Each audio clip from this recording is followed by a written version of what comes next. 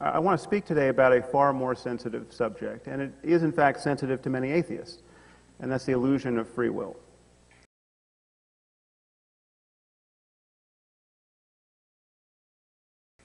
And I want to talk about this because the illusoriness of free will is as certain a fact as the truth of evolution, in my mind.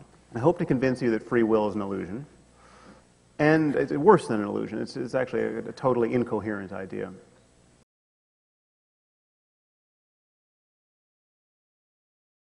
Now, the popular conception of free will seems to rest on two assumptions. The first is that each of us was free to behave differently than we did in the past. You chose chocolate, but you could have chosen vanilla.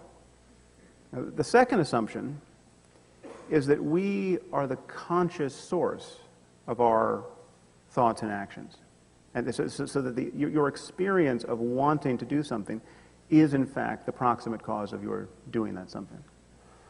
You feel that you want to move, and then you move. Okay, you are doing it. You, the conscious witness of your life. Now, unfortunately, we know that both of these assumptions are just untrue.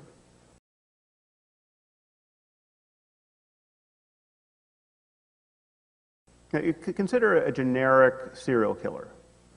Okay, his choice to commit his last murder was determined by neurophysiological events in his brain, which were in turn determined by prior causes. Bad genes, the developmental effects of an unhappy childhood, a night of lost sleep because a car alarm was going off down the street. So what does it mean to say that this murderer committed his crime of his own free will? Okay, if this statement means anything, it must mean that he could have behaved differently. He could have resisted the impulse to commit the murder, or he could have declined to feel the impulse altogether.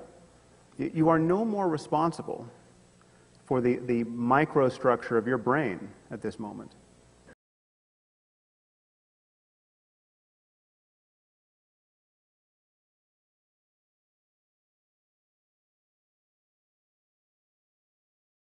Thoughts just emerge in consciousness. We are not authoring them. That would require that we think them before we think them. If you can't control your next thought, and you don't know what it's going to be until it arises, where is your freedom of will?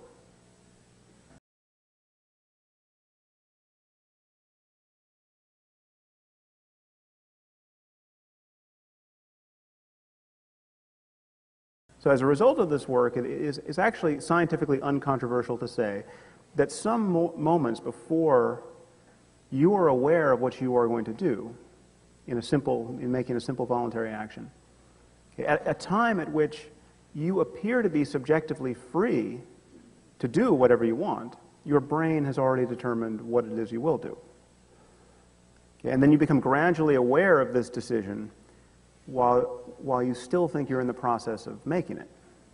The thing to notice about this is that you, as the conscious witness of your inner life, are not making these decisions. You can only witness these decisions. So if you pay attention to how thoughts and intentions arise and how decisions get made moment to moment, I think you can see that there's no evidence for free will, that actually our experience in life is compatible with the truth of determinism. I mean, the brain is a physical system, entirely beholden to the laws of nature.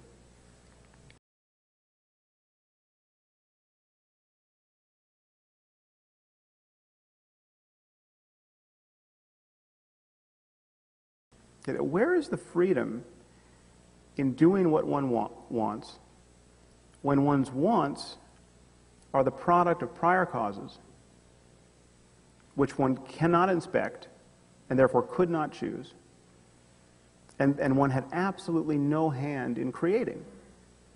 The psychological truth is that people feel identical to and in control of a certain channel of information in their conscious minds. And they are mistaken about this.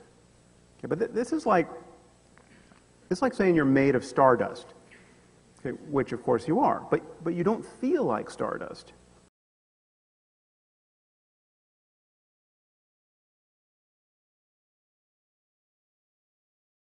You can't honestly take credit for your unconscious mental life. You have not built your mind. And in moments where you seem to build it, where you make an effort to learn a new skill or to improve yourself, the only tools at your disposal are those which you've inherited from moments past. But we can't choose what we choose in life. And when it seems that we choose what we choose, so perhaps when going back and forth between two options, we don't choose to choose what we choose. And what I'm going to do next remains a mystery that is fully determined by a prior state of the universe and the laws of nature, including whatever contributions come from chance, quantum mechanical or otherwise. Quantum mechanics doesn't get you free will. Okay, so let's return to this issue I raised at the beginning of the talk, because the great worry, obviously, is that any honest discussion of the underlying causes of human behavior seems to leave no room for moral responsibility.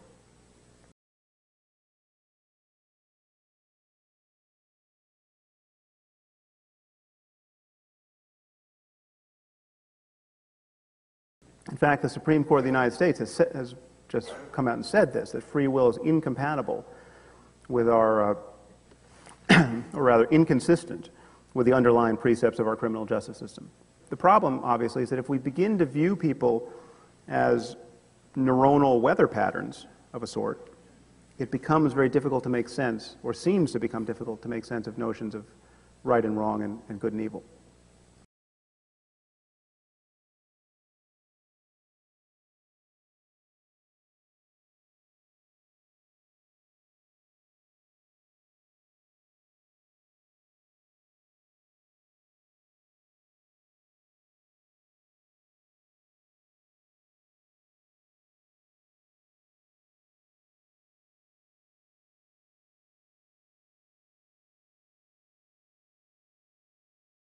The problem is not merely that free will doesn't make sense objectively. It doesn't make sense subjectively either. Okay, not only are we not as free as we think we are, we don't feel as free as we think we do. So on my view, the illusion of free will is itself an illusion. There is no illusion of free will. Thoughts and intentions simply arise in the mind. What else could they do?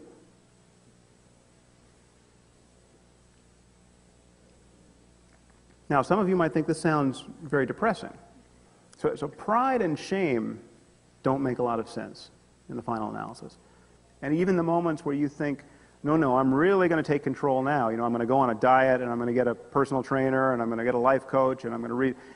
All of that, that suddenly comes out of nowhere from the perspective of consciousness. And so this is actually something that can be witnessed about yourself.